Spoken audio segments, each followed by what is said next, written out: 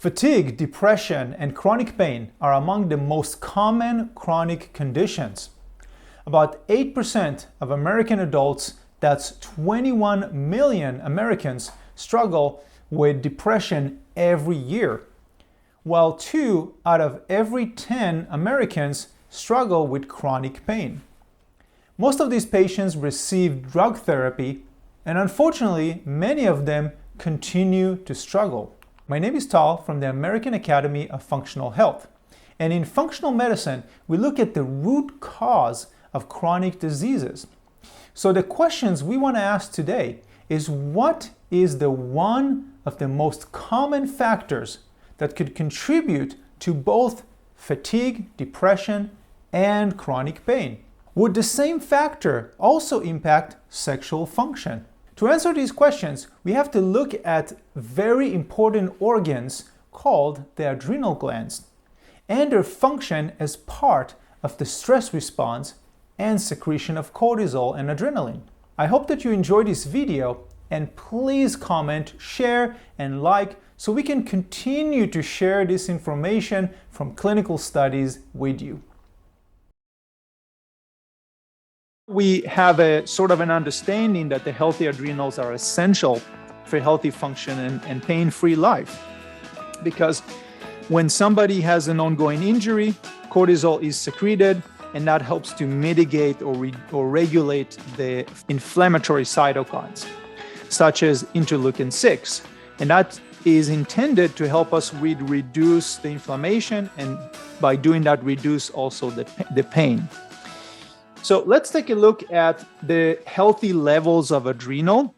It should be high or at peak in the early morning time, and then slowly reduce into the nighttime. So clinically anxious participants exhibited significantly lower levels of morning cortisol and significantly higher levels of interleukin 6, the inflammatory cytokine. That's independent of age, sex, and depressive symptoms. So sometimes you look at the labs and they look like this, right? It's just lower in the morning or lower in the afternoon.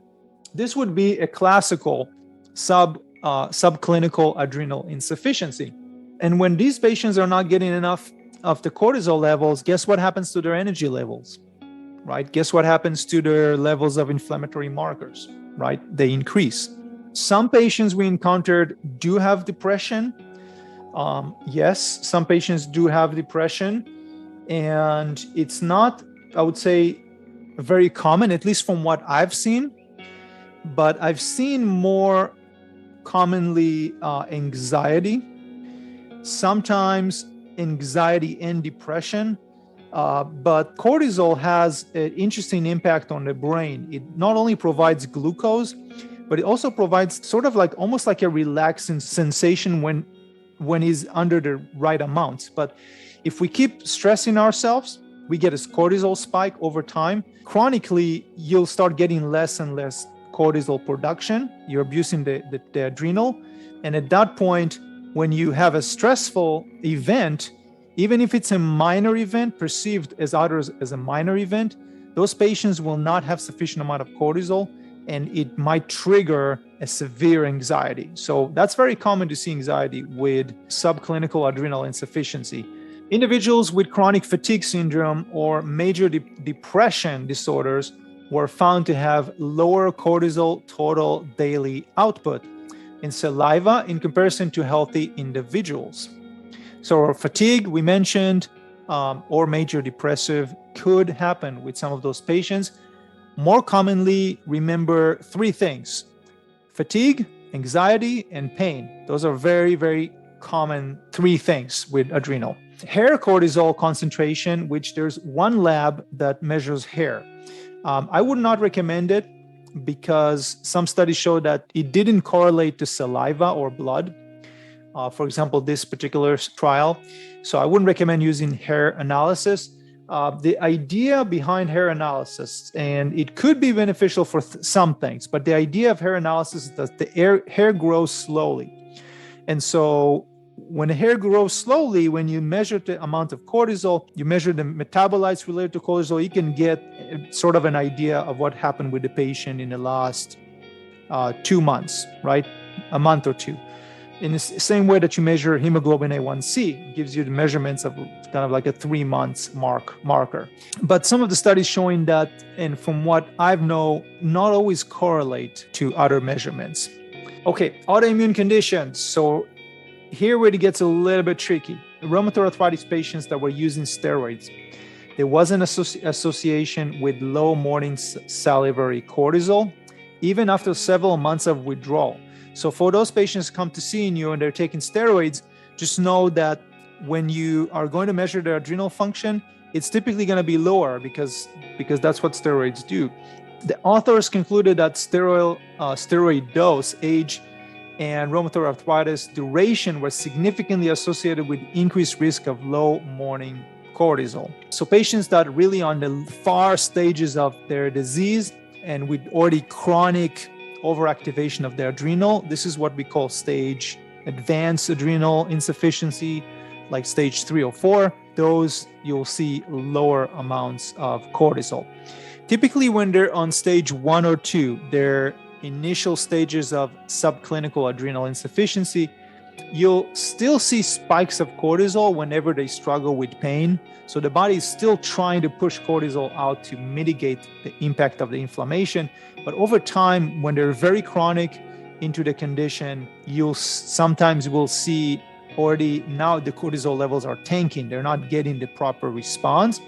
And that's sometimes when we meet those patients that have the depression, the depressive thoughts, and the chronic fatigue. Higher and lower cortisol levels were associated when they measured with patients with MS, multiple sclerosis. Higher cortisol levels were associated with depression and anxiety, while lower levels were associated with depression, fatigue, and urinary dysfunction. So with some autoimmune conditions, again, you might see different reaction. Also, as I mentioned, depending on how long is the disease been going on. And then women who showed an increase in cortisol in response to sexual stimuli in the laboratory had lower scores on the arousal, desire, and satisfaction compared with women who showed a decrease in cortisol. So very interesting when we look at cortisol levels and sexual function, that when we are stressed, of course, we secrete cortisol. And that's a part of what this research kind of showed us, and the authors concluded that stress related to sexual performance might interfere with sexual arousal. So women that did have a physiologically stressful reaction had lower scores of enjoyment from sexual interactions. And when you look at men, cortisol serum levels significantly decreased in the systemic circulation and in blood flow in the penis during sexual arousal and erection. The authors concluded that their results strongly suggest an inhibitory role for cortisol in the mechanism of male sexual response and behavior. If you remember, I mentioned the male patient that we had in our practice that was struggling with sexual dysfunction and fatigue. And it's really interesting because now we know that every time he's stressed, he's triggering the cortisol reaction, and over time that leads to overactivation of the adrenal and what we call subclinical adrenal insufficiency. But also the direct connection is that cortisol basically alters the blood flow in the systemic circulation and the penis, which can contribute to sexual dysfunction, right? So this is, again, another example of how the adrenal function is related to also sexual function.